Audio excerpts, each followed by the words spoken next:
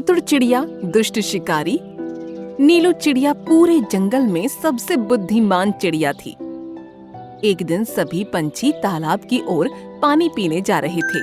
तभी कबूतर को जमीन पर एक अमरूद नजर आया। अरे वाह, वो देखो मेरा फेवरेट अमरूद।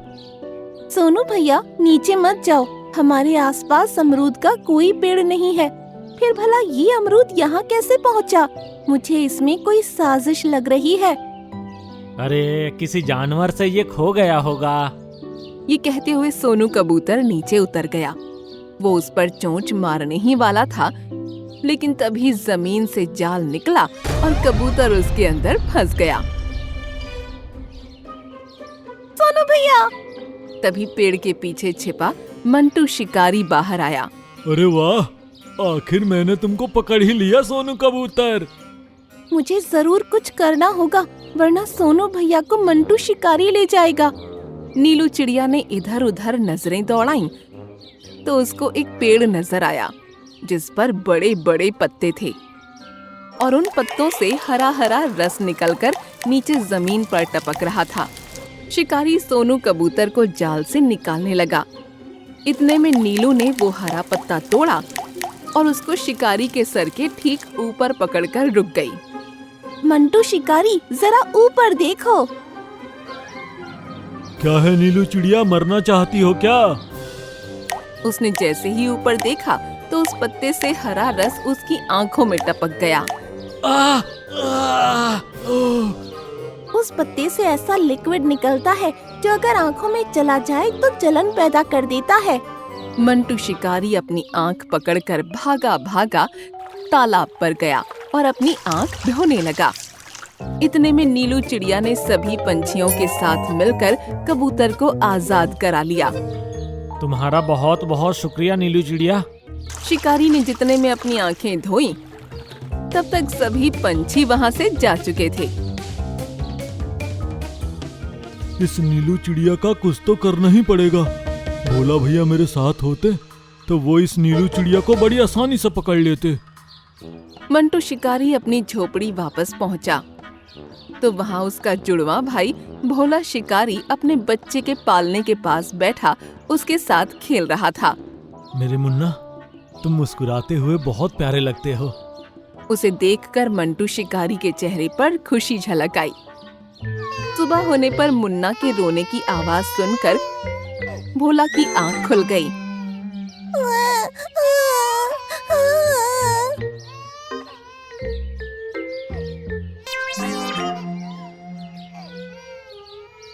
अरे क्या हुआ मेरे मुन्ने को? उसने मुन्ना के माथे को छुआ। अरे ये मुन्ना को इतना तेज बुखार कैसे हो गया? भैया, इसको बर्ड फायर हो गया है। ये एक ऐसा बुखार है जो किसी पंछी के चोंच मारने की वजह से होता है। ये तुम क्या कह रहे हो? इसको कौन पंछी चोंच मारेगा भला?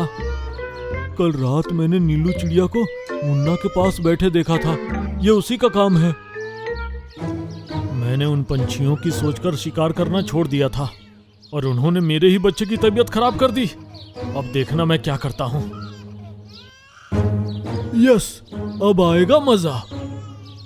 सोनू कबूतर और उसकी पत्नी कबूतरी अपने घोंसले पर जा रहे थे, लेकिन तभी एक जाल उन पर आ गिरा और वो दोनों घोंसले समेत उसमें फंस गए। अरे ये जाल अचानक कहाँ से आ गया?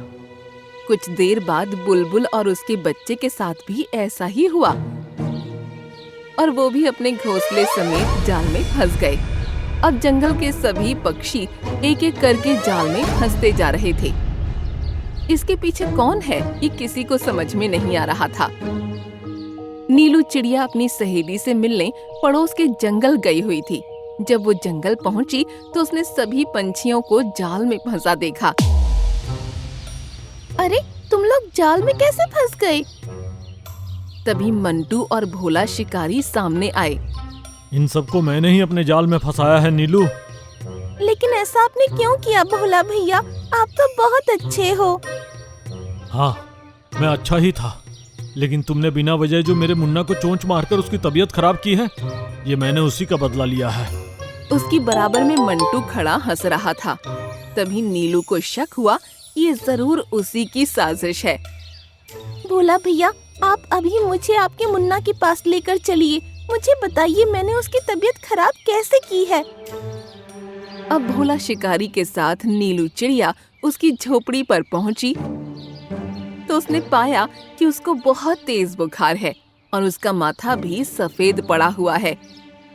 भोला भैया, आप जल्दी से मेरे साथ आइए। मुझे पता है ये किस औषधि से ठीक होगा। नीलू भोला को जंगल में एक जगह लेकर गई। वहाँ एक पेड़ लगा हुआ था और उस पेड़ पर सुनहरा फूल उग रहा था। भोला भैया, इस फूल को तोड़ लीजिए। भोला ने फूल को तोड़ा और वो दोनों वापस झोपड़ी पहुँचे। इस फूल की खुशबू मुन्ना को सुंघा दो। भोला ने वो फूल मुन्ना के मुंह के पास कर दिया और जैसे ही फूल की खुशबू मुन्ना की नाक में पहुंची तो उसका सफेद पड़ा माथा ठीक हो गया और वो हंसने लगा। अरे मुन्ना तो हंसने लगा। भोला ने उसके माथे पर हाथ रखा तो अब उसको बुखार भी नहीं था। तुम्हारा शुक्रिया नीलू, लेकिन मुझे बताओ कि क्या सच में तुमने मुन्ना की तबीयत खराब नहीं की थी? मैं आपको सब बताती हूँ भोला भैया। जंगल के उत्तरी भाग में एक पौधे में सफेद फूल उगता है। उस फूल को तोड़ने के बाद एक दिन धूप में रखा जाए तो वो मुरझा जाता है। उसके बाद उसको पीसकर उसका पाउडर बनाकर उसको माथे पर लगाया जाए तो उसके असर से किसी भी इंसान या जानवर को बुखार आ जाता है और उसका माथा सफेद हो जाता है।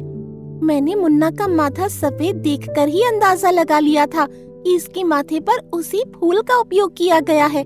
मुझे पता था कि उस फूल का असर सुनहरे फूल की खुशबू लेने से ही ठीक होता है। तो फिर मुन्ना के माथे पर वो पाउडर किसने लगाया होगा? उस पाउडर को इस्तेमाल करने के बाद कुछ दिन तक उसे इस्तेमाल करने वाले के हाथ भी सफेद रहते हैं। आप इस मंटू के हाथ चेक कीजिए।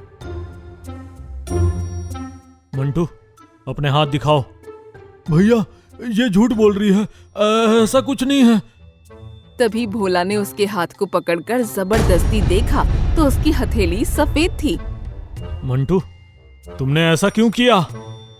भैया, मैंने ये सब नीलू को सबक सिखाने के लिए किया था कि आप गुस्सा हो जाए और इसे पकड़कर मार डालें। नीलू को मरवाने के लिए तुमने मेरे बच्चे की जान खतरे में डाली। भोला को बहुत गुस्सा आया और उसने मंटू को रस्सी से बांध दिया और उसके माथे पर वही पाउडर लगा दिया। अरे बाप रे, छोड़ो मुझे, मेरे शरीर में बहुत दर्द हो रहा है भैया। अब तुमको पता चलेगा कि मेरे बच्चे को कितनी तकलीफ हो रही थी। और नीलू, चलो मेरे साथ, जंगल चलो। जंगल पहुंचकर भोला ने सभी पक्षियों को जाल से मुक्त कराया। मुझे माफ कर दो पंछियों।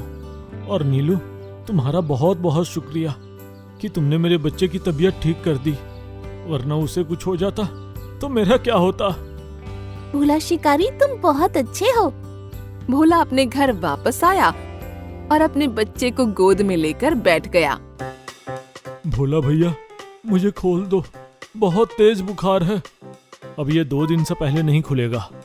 मंटू के रोने की आवाज उसके घर के बाहर तक गूंज कर रह गई और भोला खुश होते हुए अपने बच्चे को खिलाने लगा।